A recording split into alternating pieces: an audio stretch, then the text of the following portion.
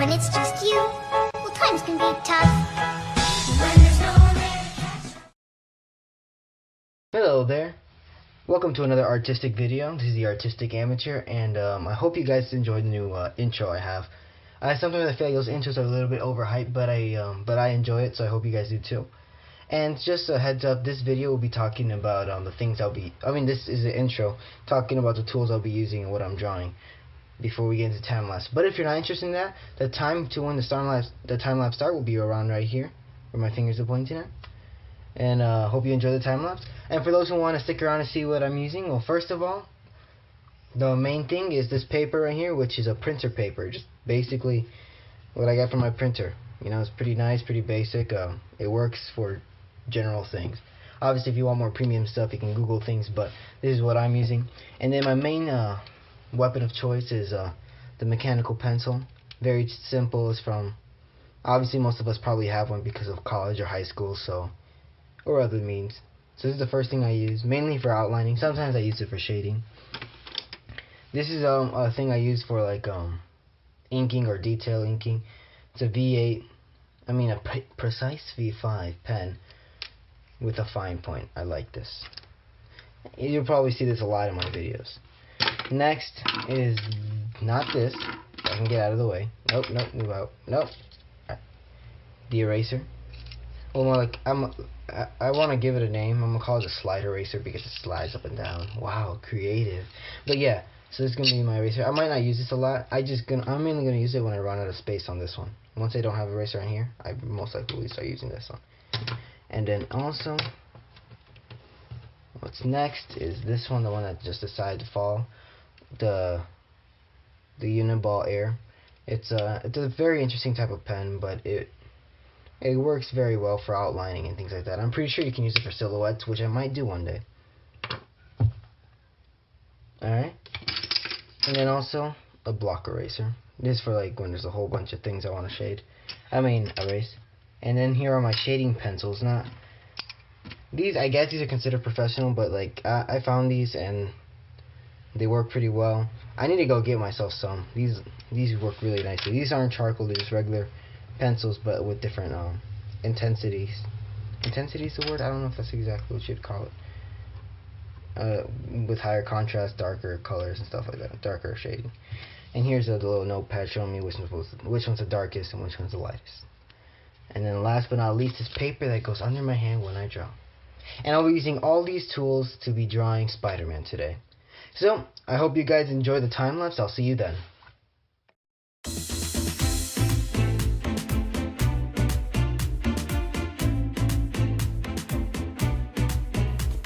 Alright, welcome to the time-lapse. Here I am.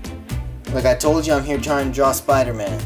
And, you know, the Spider-Man, I just like the guy a lot. There's nothing. I was going to tell you something. I don't know. It sounded like I was going to say something deep. Sorry, but either way. So it's like, again, you know, when you try to draw something, you draw it with shapes. And so when you draw the hands and things like that, you know, fingers are shapes, like cylinders and things like that. Yeah, it doesn't look like I drew them, but like if you look closely, that's generally what they are. I did. I drew them. I drew them as cylinders. You're welcome. And also, you know, the one thing I noticed about this drawing, you know, as an artist, you always have to notice the faults in your drawing. I know that sometimes it sounds like, wow, you're not confident in your stuff, and you know, sometimes that's true. I'm not. But in this one, I did my research on the suit of the guy. But, you know, I just thought I knew his hand position, you know, but turns out his thumb is always out. You know, very simple mistakes like this, but, you know, this just means that the next time you draw, you're going to be a little bit more watchful. And so, as you can see, when I draw some characters like that in a position that's kind of weird or something like that, I draw the spine line, the line where the spine is generally at, or what curvature and stuff like that, to show me how the body's positioned, like how the midsection or the abdominals and stuff like that they look. And things like that. And also here I tested a lot with the legs, trying to figure out what makes it look natural. And at first, that little position that I had there did not look that natural, and so eventually I decided to erase it all after I did all the amazing drawings. See, there you go. And so with this drawing so far, see, now I'm starting to draw where the lines are. You see, I'm not gonna lie to you, Spider-Man is one of my favorite characters. I don't know if you guys seen that, the new movie. I loved it. It was pretty nice. I'm not gonna lie to you, that's kind of the reason why this video is kind of out, you know. I liked it. I think I saw it this weekend. It was pretty cool. Alright, either way, sorry, no more distractions. Well, actually, there's gonna be a lot of distractions. But either way. And so the thing is also with Spider-Man, like, the main feature for me, except for the suit, is his eyes. And so I redrew those eyes a little bit too many times, because I just wasn't satisfied. And just had to keep doing it and doing it until I found something that worked. And those were the eyes. When I saw them, I was like, oh, okay. Those are okay. And you know, I feel like the most fun part for me when I was drawing Spider-Man, or like the best part, are the webbings. It's the most tedious, but it's the most fun for some reason. If you get it wrong, you get it wrong, you know?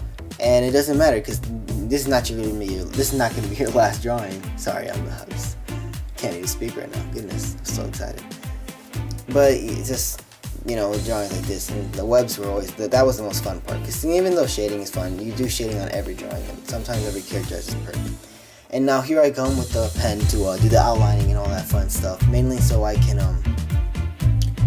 like separate the definitions. I mean, not definitions, but separate each like finger, extremity, limbs, and stuff like that, so it doesn't all combine together. It's something I might say a lot, but it's just for me to remember, so I don't forget the most important part of some of my drawings, which is the pen. And also, I like the spider symbol on Spider-Man. I can never get over it.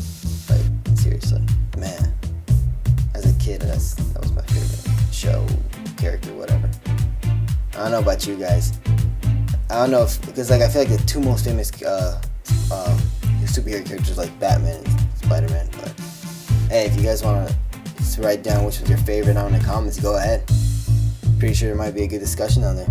And also now I wanted to point out something I did when it comes to the eyes. Wait, hold on. Yeah, there you go. I made it show like there's a reflection on the little like the I don't know what you call them, the eye outlines. Never really got into technical terms, but I'm gonna call them that, you know, the eye outlines, and make them look reflective instead of drawing them all black, because that kind of just makes it flat and kind of boring, you know. And then I started shading in the blue part of the suit, you know, just to make it separate from the red, to make it a little bit more obvious. And also shading in the head, like, I like that way, because the light is technically coming from the right, the top, kind of like, the light is coming from the right, as you can see it from the hands. You know, the most amazing thing about shading is that it's kind of the thing that makes or break your drawing sometimes. Because sometimes, even though you may be really good at shading, if you don't like define where the light is coming from, sometimes your drawing may look kind of weird. And sometimes, I don't know if my drawing is entirely accurate to the light. It's just good for practice to start